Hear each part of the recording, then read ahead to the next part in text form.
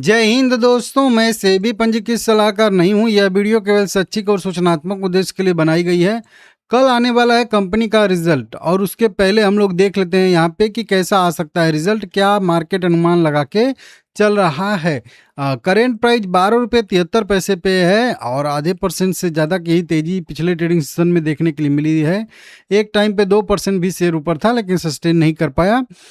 20 crore equity share 261 crore रुपए के 21% delivery percentage के साथ ट्रेड हुए हैं। एफएनओ का डाटा इसमें हम लोग नहीं देखते हैं। वहीं बात करेंगे अगर हम लोग तो पिछली बार कंपनी को अदर इनकम हुआ था 57,000 करोड़ रुपए का एजीआर बकाया का, जो सेटलमेंट टाइप का कुछ हुआ था, ठीक है ना, जो रिकैलकुलेशन जो हुआ था तो उसके हिसाब से। तो अब पिछले क्वार्टर से तुलना नहीं करेंगे, साल दर साल बेसिस पे ही देखना पड़ेगा हम लोगों को कि रिजल्ट खराब आया है, बढ़िया आया है, कैसा आया है, कैसा नहीं आया है। बहुत सारी ब्रोकरेज रिपोर्ट अलग अलग वेबसाइटों पे अलग अलग जगहों पे आ रही हैं यहाँ पे, तो उनको मैं एक ही जगह पे आप लोगों को इकट्ठा करके बताऊंगा, सारा का सारा रिपोर्ट एक जगह पे कि किसका कितना कितना अनुमान यहाँ पे है।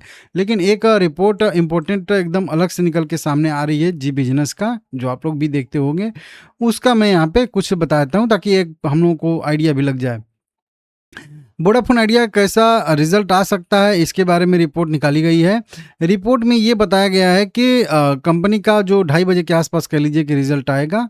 राजस्व अनुमान लगाया जा रहा है 11,355 करोड़ रुपए का आ सकता है, जो कि पिछली बार 11,332 करोड़ रुपए के आसपास था। तो मामूली सी वृद्धि की संभावना जी बिजनेस को यहाँ पे दिख रही है। वहीं पे एबिटा की बात करेंगे तो लगभग 4,570 करोड़ रुपए के आसपास रह सकता है, जबकि पिछली तिमाही में 4,890 करोड़ रुपए के आसपास था। तो लगभग मतलब सेम टू सेम ही था, लगभग आसपास ही था।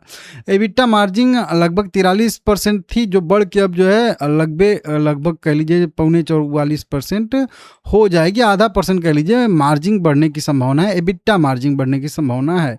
नेट प्रॉफिट या शुद्ध लाभ की बात करेंगे तो देखिए इस बार शुद्ध घाटा कंपनी को होता है, तो घाटा होगा लगभग 5,687 करोड़ रुपए का, जो कि अगर पिछले क्वार्टर से तुलना करेंगे तो लगभग कंपनी को 6,600 करोड़ रुपए का घाटा हुआ था। तो साल दर साल बेसिस पे घाटा जो है वो घटता हुआ नजर आएगा। पिछले क्वार्टर से इसलिए तुलना नहीं कर सकते हम लोग क्योंकि एजीआर का एक मुश्त जो है वो कंपनी को राहत मिला था, इसकी वजह से। आरपू में भी बढ़ोतरी की संभावना है।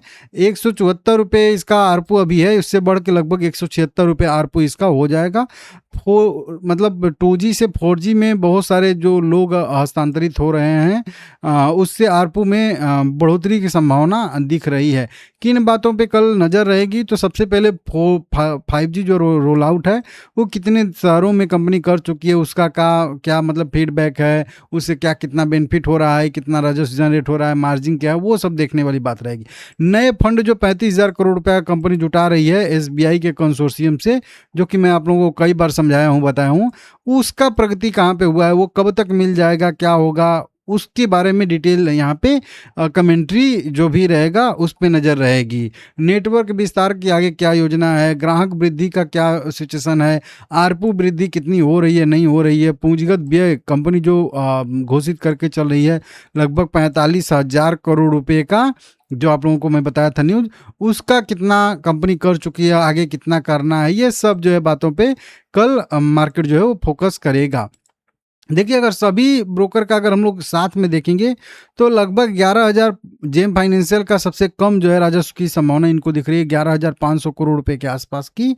और यहाँ पे लगभग 5,350 करोड़ रुपए से लेके 5,500 करोड़ रुपए का कंपनी को लॉस हो सकता है। कोटक सिक्योरिटी का भी मानना है कि 11,480 करोड़ रुपए से लेके मतलब नेट राजस्व रह सकता है, और नेट लॉस जो रहेगा वो सबसे कम इनका मान के चल रहे हैं, ये 4,771 करोड़ रुपए का मान के चल रहे हैं। वहीं पे अगर मोतीलाल ओसवाल की बात करेंगे तो मोतीलाल ओसवाल भी 11,400 करोड़ रुपए का राजस्व और 6,000 करोड़ रुपए के आसपास का घाटा जो है मान के चल रहे हैं। ये सबसे ज़्यादा घाटा मान के चल रहे हैं, मोतीलाल ओसवाल की निगेटिव रिपोर्ट ज़्यादा आई है। नुआमा वेल्थ 11,471 करोड़ रुपए का राजस्व और लगभग 5,600 करोड़ रुपए की जो है लॉस की इनको संभावना दिख रही है, लगभग ठीक लिखा है। वहीं पे औसत सभी ब्रोकर का देखेंगे तो 11,464 करोड़ दिख रहा है, जो क्यू ऑन क्यू बेसिस पे 1% की बढ़त दिखा रहा है राजस्व में। और वहीं पे अगर प्रॉफिट या लॉस की बात करेंगे तो 5,406 करोड़ रुपए का लॉस यहाँ पे इस बार कंपनी को हो सकता है, जो कि साल दर साल बेसिस पे कम ही है, देखने के लिए मिल रहा है, ठीक है ना। वहीं पे अगर हम लोग देखेंगे 1 से 1.5% की बढ़त जो है तिमाही आधार पे इनके राजस्व में हो सकती है। और 4G 5G ग्राहक जो अपडेट किए हैं, टॉप अप लाइन में जो बढ़ोतरी हुई है, इससे यह जो है देखने के लिए मिलेगी। और 1 दिन की बढ़ोतरी भी है इस महीने में, इस तिमाही में, तो उसके वजह से भी ये बता रहे हैं यहाँ पे, ठीक है ना। वहीं पे अगर आरपू की बात करेंगे तो 175 से 177 रुपये रह सकता है, ऐसी संभावना यहाँ पे बताई जा रही है। कंपनी ने इस तिमाही में, जून तिमाही में, लगभग 3,38,000 नए यूजर भी जोड़े हैं। जो पहले यूजर लगातार घट रहे थे, अब वो स्टेबल होकर बढ़ना भी शुरू हो चुके हैं। ये भी एक इसके लिए पॉजिटिव चीज़ यहाँ पे रहने वाला है। बाकी वहीं भुगतान, देनदारियाँ, एजीआर वेजीआर का क्या अपडेट है वो मैटर करेगा। शेयर अपने मेन लेवल पे आके जो है टिका हुआ है, जो कि मैं आप लोगों को यहाँ पे दिखाया था अभी कल परसों। तो अभी ऊपरी स्तर पे टिका हुआ है, थोड़ा सा रिट्रेसमेंट करके वो इंतजार कर रहा है किसी न किसी चीज़ का, जो यहाँ पे मैं बताया था आप लोगों को। तो ये यहाँ पे इंतजार कर रहा है रिट्रेस करके। अब देखते हैं कि अगर कोई बढ़िया न्यूज आ जाएगी तो यहीं से फिर से घूम जाएगा, नहीं तो अगर रिजल्ट खराब आ जाएगा तो फिर यहाँ से गिरावट की भी संभावना हो सकती है। जितना जल्दी कंपनी को 35,000 करोड़ रुपए जो है वो मिल जाता है, वो सबसे बढ़िया इसके लिए पॉजिटिव रहने वाला है। अब देखते हैं कब। मेरा भी उसमें लॉन्ग टर्म के लिए और शॉर्ट टर्म के लिए, अभी फिलहाल के लिए भी पॉजिटिव रहेगा।